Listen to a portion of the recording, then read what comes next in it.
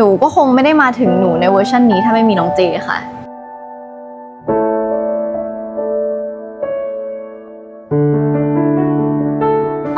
ไม่คาดหวังอะไรเลยค่ะเพราะรู้สึกว่าทุกคนเป็นอย่างเจ๊ก็เป็นครั้งแรกพี่จิมมี่ก็เป็นครั้งแรกอะไรเงี้ยก็เลยไม่รู้ว่าจะคาดหวังอะไรแต่ก็แค่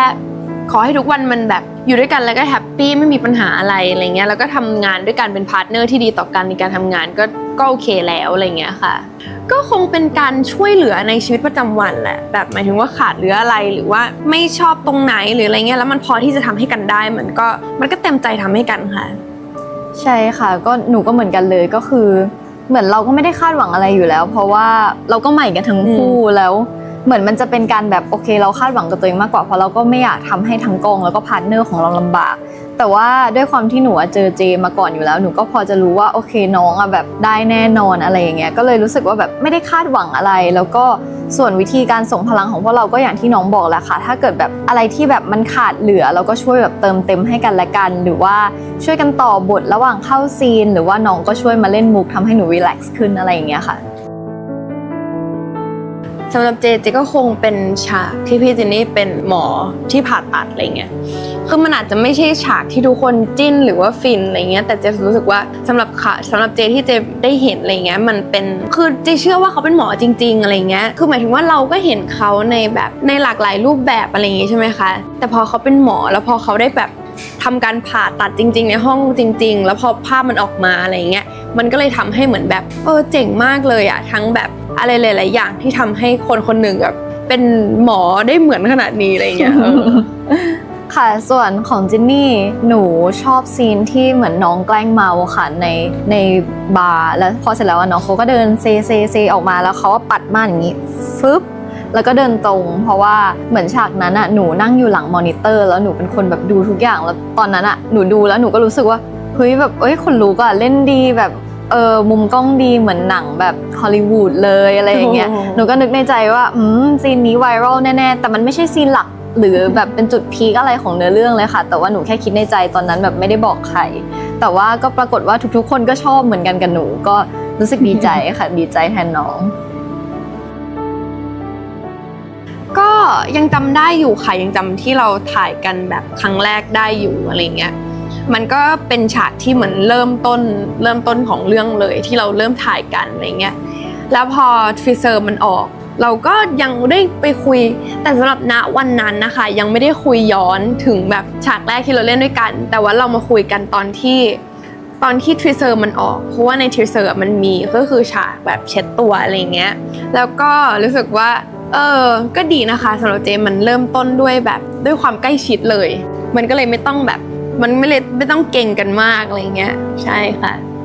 ค่ะก็คือฉากแรกที่พวกเราเข้าด้วยกันก็จะเป็นฉากเช็ดตัวแต่ว่าความจริงแล้วก่อนหน้านั้นพวกเรามีเวิร์กช็อปมาก่อนแล้วพวกเราก็ได้แบบว่าทำการแบบคือมันเป็นเวิร์กช็อปที่ใกล้ชิดกันมาแล้วซึ่งจนถึงตอนนี้แบบหลายๆคนหนูก็ยังเห็นว่าแบบเอามารีรันดูกันอยู่หนูก็เลยรู้สึกว่าแบบเหมือนตอนเนี้ยความสัมพันธ์ของพวกเราก็แบบไม่ได้ถ่ายฉากเหล่านั้นแล้วเวลาที่เราแบบต้องมาถ่ายอย่างเช่นวันนี้เราถ่ายนิตยสารก็จะมีแบบหลายๆซีนหลายๆแบบหลายๆมูดที่แบบมีความใกล้ชิดพวกเราก็จะแบบคุยกันว่าก็คิดถึงเหมือนกันนะคล้ายๆตอนถ่ายผิดรักที่แบบหน้าเราใกล้ๆกันอะไรอย่างเงี้ยค่ะสำหรับเจก็คงเป็นฉากที่ดราม่าแหละค่ะคือหมายถึงว่าตารางการถ่ายของเราอะค่ะคือเขาจัดให้มันเป็นเหมือนวันนั้นคือดราม่าแบบหนักๆเลยอะไรเงี้ยแล้วพอหลังจากที่เราถ่ายเสร็จอะมันเป็นฉากดราม่าที่เราจะต้องเหมือนเลิกกันอะไรเงี้ยที่จะสุดไปกับกำแพงอะไรเงี้ยแล้วพี่เจนนี่ก็คือหยุดในห้องแล้วก็ร้องไห้อะไรอย่างงี้ใช่ไหมคะคือมันถ่ายต่อกันหมดเลยอะไรเงี้ยแล้วพอตกตอนเย็นเหมือนมันก็ยังเศร้าอยู่เหมือนเราดราม่าแบบมันร้องไห้ยาวๆมาจนแบบหมดซีนมันก็ยังแบบพอแบบจบวันมันก็ยังเศร้าอยู่อะไรเงี้ยค่ะใช่ของหนูก็ดราม่าเหมือนกันค่ะแต่ว่าจะเป็นวันที่ถ่ายทำที่บ้านหมอเปรมซึ่งแบบวันนั้นตั้งแต่เช้าจนแบบเกือบจะเที่ยงคืนเลยก็คือเป็นซีนที่แบบร้องไห้ที่ทุกๆคนน่าจะเห็นในแบบเอพิโซด9แล้วก็เอพิโซด10ค่ะก็คือเหมือนช่วงแบบซีนท้ายๆเนี่ยแหละค่ะเหมือนพอเขาสั่งคัดแล้วหนูก็ยังแบบร้องต่อจนครูสอน acting ก็ต้องเข้ามาก่อนแล้วก็บอกว่าไม่เป็นไรแล้วนะแบบว่าแบบมันสั่งคัดไปแล้วนะแบบ it's okay แบบ you're safe now อะไรอย่างเงี้ยค่ะก็คงจะเป็นวันนั้นค่ะ ค่ะก็สำหรับหนูก็คงจะเป็นการที่หนูกล้าเป็นตัวของตัวเองแล้วก็กล้าเล่นมากขึ้นเพราะว่าก่อนหน้านี้หนูก็จะเป็นคนคิดเยอะใช่ไหมคะแบบว่าจะทำอะไรก็จะคิดเยอะมากก่อนแล้วก็จะไม่ค่อยกล้าทำแต่ว่าเหมือนพอได้รู้จักกับน้องเจมันทำให้หนูรู้สึกว่าเราอยากจะทำอะไรแล้วก็ทำไปเลยแบบกล้าไปเลยอะไรอย่างเงี้ยค่ะรู้สึกว่าโลกเนี้ยเราไม่สามารถเป็นทุกอย่างให้กับทุกคนได้อยู่แล้วมันก็ต้องมีทั้งคนที่ชอบเราแล้วก็ไม่ชอบเราฉะนั้นเราก็ต้องชอบตัวเองก่อนแล้วเราก็ต้องเป็นตัวของตัวเองก่อนซึ่งหนูก็คงไม่ได้มาถึงหนูในเวอร์ชันนี้ถ้าไม่มีน้องเจค่ะก็สำหรับเจก็คงเป็นความตั้งใจการคอนเซนเทรตกับงานของพี่เจนนี่ที่ทำให้เหมือนเจแบบเห็นถึงตรงข้อนั้นอะไรเงี้ยแล้วก็ความแบบการเขาเรียกว่าอะไรอ่ะนั่นแหละความตั้งใจอะไรเงี้ยแล้วการมีสติกับอยู่กับสิ่งที่อยู่ตรงนั้นจริงๆอะไรเงี้ยใช่ค่ะตอนนี้ก็ต้องรู้สึกดีใจอยู่แล้วเลยเนาะคือมันก็ดีใจอยู่แล้วที่แบบทุกคนเห็นเราสองคนแบบน่ารักอะไรเงี้ย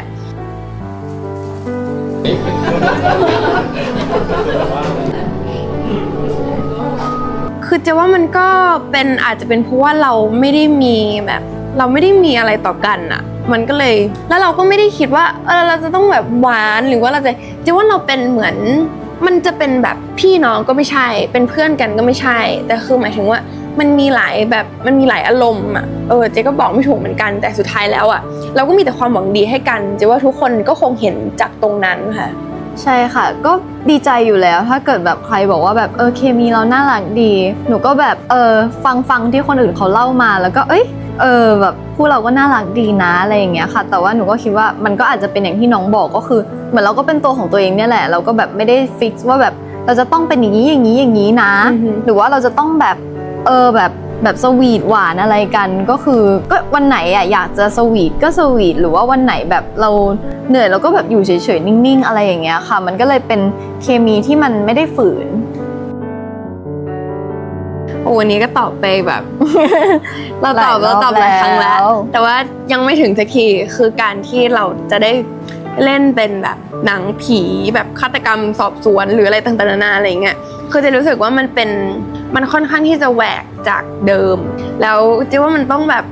มันต้องเจ๋งมากๆแน่ๆกระบวนการถ่ายอะไรเงี้ยค่ะก็ถ้าเกิดมีโอกาสก็อยากที่จะเล่นค่ะใช่ค่ะก็คือเหมือนกันเลยค่ะคือพวกเราก็ตอบไปหลายรอบแล้วก็จะเป็นแบบหนังแนวแบบคือความฝันของหนูคือหนูอยากเล่นแอคชั่นค่ะอะไรที่แบบบู๊หรือว่าแบบเราจะสู้กับผีสู้กับคนสู้กับซอมบี้หรือสู้กับวันโลกแตก หรืออะไรก็ได้ค่ะหนูก็ชอบอะไรแบบนั้นก็เลยอยากจะเห็นค่ะรู้สึกว่ามันน่าจะเป็นประสบการณ์ใหม่ๆที่น่าท้าทายดีค่ะ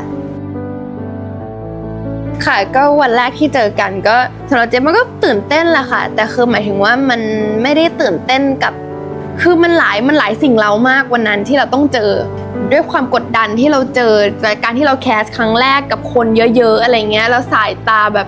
ทุกคนก็จ้องมาที่เราอะไรเงี้ยแล้วก็ยิ่งตื่นเต้นเข้าไปใหญ่การที่เราได้จับคู่แบบเปลี่ยนคู่หรืออะไรเงี้ยคือถ้าเกิดถามว่าจากวันนั้นจนวันนี้มันเปลี่ยนไปยังไงก็คงเป็นการที่เราได้รู้จักเขามากขึ้นนะคะ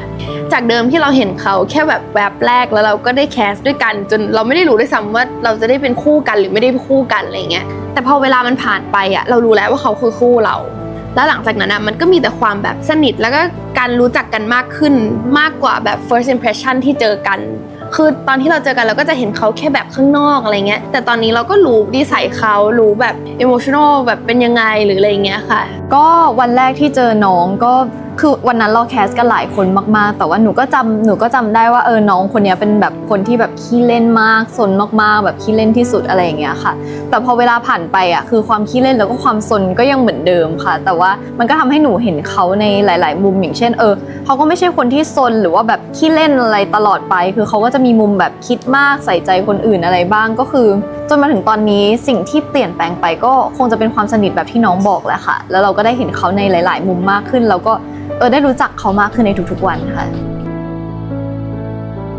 คือรู้อยู่แล้วแหละว่าใส่ใจอะไรอย่างเงี้ยคือหมายถึงว่ารู้อยู่แล้วว่าใส่ใจแล้วก็เป็นห่วงกันสำหรับเจมมันก็ไม่ได้มีพาร์ทที่แบบใส่ใจเป็นพิเศษเพราะรู้สึกว่ามันก็เป็นอย่างนี้แบบทุกๆวันแล้วก็มีความแบบหวังดีความเป็นห่วงกันอยู่ทุกๆวันอะไรอย่างเงี้ยค่ะก็เป็นการโทรคุยหรือว่าเป็นการคุยนะตรงนั้นเลยว่า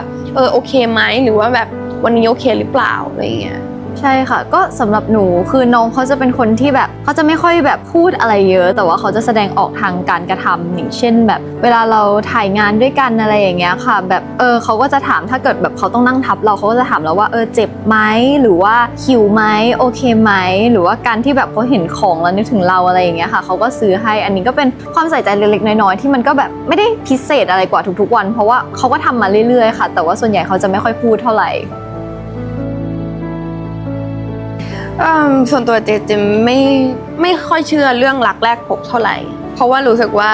คนเรามันต้องศึกษาดูใจกันคือถ้าเกิดเราเจอกับใครสักคนนึงแบบรักแรกพบเราก็คงดูแค่รูปร่างเขาหรือว่าแบบข้างนอกเขาอะไรเงี้ยแต่จะรู้สึกว่ารักที่มันยาวนานอาจจะไม่ใช่รักแรกพบสำหรับเจเพราะรู้สึกว่ามันต้องเรียนรู้กันมันต้องแบบมีเวลาเรียนรู้กันก่อนอะไรเงี้ยใช่ค่ะ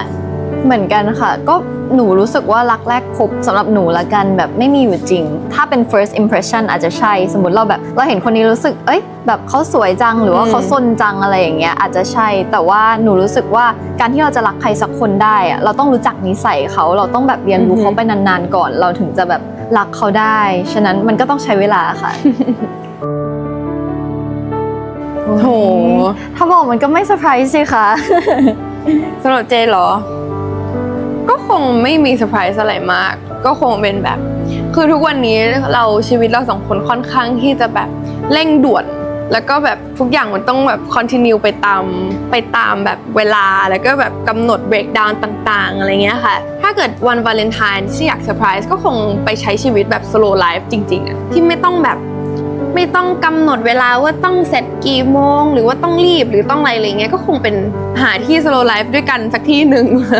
ใช่ค่ะใช่ค่ะก็คิดว่าน่าจะประมาณนั้นเหมือนกันแต่ว่าหนูชอบแบบว่าเป็นคนที่ชอบให้ของขวัญ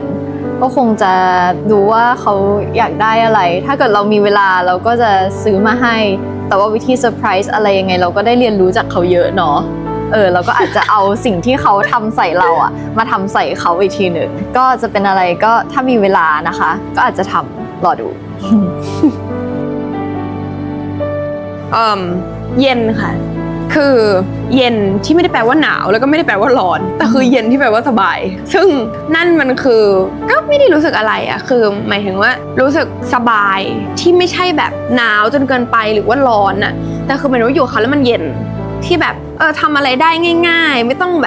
งรีบไม่ได้ช้าเกินไปหรือว่าอะไรเงี้ยคือมีอะไรบอกกันได้จะว่าเย็นมันคือจุดตรงกลางถ้าเกิดให้นิยามนะไม่รู้ตอนแรกที่คิดไว้เป็นคำว่าทุกวันแต่ว่ามันเป็น2 คำตอนนี้ก็เลยจะเปลี่ยนเป็นเขียวแล้วกันค่ะก็ถ้าเปรียบความสัมพันธ์ของพวกเราก็จะเป็นสีเขียวไม่ก็ตอนนี้แบ็คกราวด์เราก็สีเขียวอยู่คือหนูเป็นคนที่รู้สึกสบายใจเวลาแบบอยู่กับธรรมชาติอยู่กับอะไรแบบสีเขียวหรือว่าแบบต้นไม้พระอาทิตย์ตกทะเลอะไรอย่างเงี้ยค่ะแต่ว่าตอนนี้เรานั่งอยู่ในต้นไม้พอดีหนูมองเห็นสีเขียวแล้วหนูรู้สึกสบายใจก็เลยนึกถึงคำนั้นขึ้นมาค่ะก็เหมือนน้องเขาก็เป็นเซฟโซนของเราในทุกๆวันค่ะเพราะว่าก็รู้ว่าแต่ละวันเนี่ยการทำงานมันก็ต้องเจอแบบว่าชาเลนจ์ต่างๆมากมายนะคะที่เราก็ต้องรับมือในแต่ละวันก็การที่หันหาน้องเจมันก็เหมือนแบบเป็นโซนสีเขียวของเราในแต่ละวันค่ะที่อยากจะทำร่วมกันเหรอคะเจว่าก็คงเป็นผลงานที่เป็นชิ้นเป็นอันหมายถึงว่าเป็นผลงานที่เราได้ร่วมงานกับแบรนด์ใดสักแบรนด์หนึ่งที่แบบที่เราทั้งคนแบบที่เราทั้ง2 คนอะอยากที่จะทำหรือว่าจะรู้สึกว่าสิ่งที่เราอยากทำด้วยกันน่ะความฝันน่ะมันคือสโคปที่แบบที่ใหญ่ขึ้นคือถ้าเกิดแบบถามว่าความฝันของเราทั้ง2 คนคืออะไรอะจีคิดว่าเป็นตรงนั้นเพราะว่าสำหรับตอนนี้เราก็ยังเป็นเหมือนแบบ beginner อยู่เรายังไม่ได้แบบคือเราก็กำลังเดินทางไปนี่แหละเราก็ไม่รู้ว่าอยู่ตรงไหนอยู่ตรงกลางหรือว่าใกล้แล้วหรืออะไรก็ตามอะไรเงี้ยแต่ความฝันของเจกับพี่เจนนี่อ่ะที่ถ้าเกิดเจจำได้นะถ้าเกิดเจจำไม่ผิดก็คือเหมือนแบบเป็นการแบบได้แบบ collaboration กับแบรนด์ระดับแบบระดับแบบ high end หรืออะไรเงี้ยค่ะใช่ค่ะก็อย่างที่น้องพูดมาแล้วก็เพิ่มเติมด้วยก็คืออยากให้เรามีงานร่วมกันเยอะๆแล้วก็อยากให้พวกเราแบบมีเวลาพักผ่อนมีเวลา slow life เราจะได้แบบอะไรอย่างเธอขอให้เรามีงานเยอะๆแต่เธอบอกว่าขอให้เรามีเวลาว่าพอเราแบบว่าไปถึงแบบความฝันของพวกเราแล้วอะ เราก็จะมีเวลาไปแบบพักผ่อนเราก็จะไปเที่ยวที่ต่างๆด้วยกันแล้วไงไม่เชื่อเรื่องความนี้แล้ว เราต้องเลือกอย่างใดสักอย่างหนึ่งงั้นพี่เลือกงานค่ะ จะเลือกนอนค่ะ โอเค ได้เลยค่ะ ขอบคุณทุกคนนะคะเจอกัน